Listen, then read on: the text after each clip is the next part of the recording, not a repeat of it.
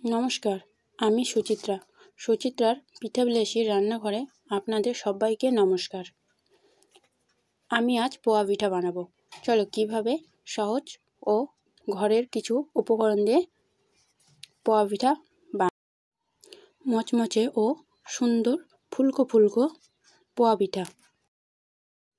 একটা কাপ নিলাম, কাপ দিয়ে আমি 2 কাপ চালের গুঁড়ো নিয়ে নিলাম।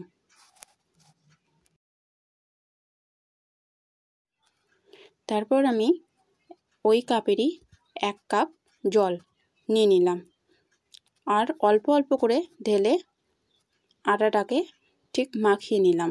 দেখো ব্যাটারটা ঠিক এইভাবেই মাখাতে হবে, হালকা হালকা, খুব বেশি পেচপেচা টাইপের না, আর অল্প অল্প জল দিয়ে ও হালকা হালকাভাবে মাখিয়ে নিতে হবে। ঠিক আমি যেভাবে মাখিয়ে নিলাম।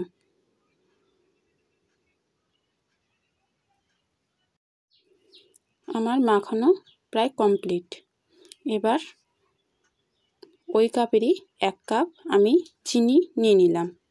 চিনিটাকেও সেমভাবে মাখিয়ে নিতে হবে। মাখানোর পরে কিছুক্ষণ রেস্টে দিতে হবে, মিনিমাম 15 মিনিটের জন্য আমি রেস্টে রেখে দিয়েছিলাম। তারপর মাখানোর পরে ঠিক এরকম ব্যাটারটা তৈরি হবে, নাড়লে ঠিক সুতো হয়ে নিচে নামবে।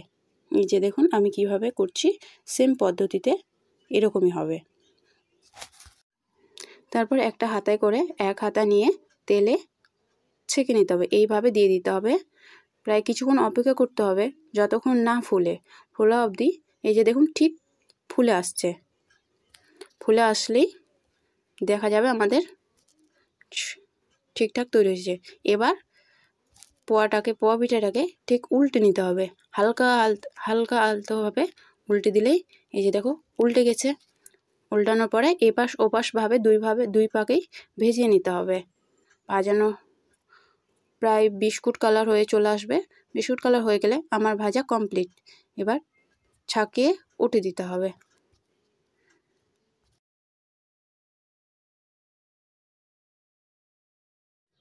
আমার সম্পূর্ণ পিঠা ভাজা কমপ্লিট।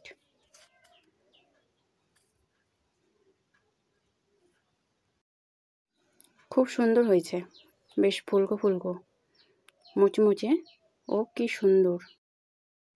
তো আমার পিঠা ভাজানো কমপ্লিট। যদি আমার ভিডিওটা দেখে ভালো লাগে একটা সাবস্ক্রাইব অবশ্যই করবেন। নমস্কার বন্ধুরা, একটা লাইক। নমস্কার।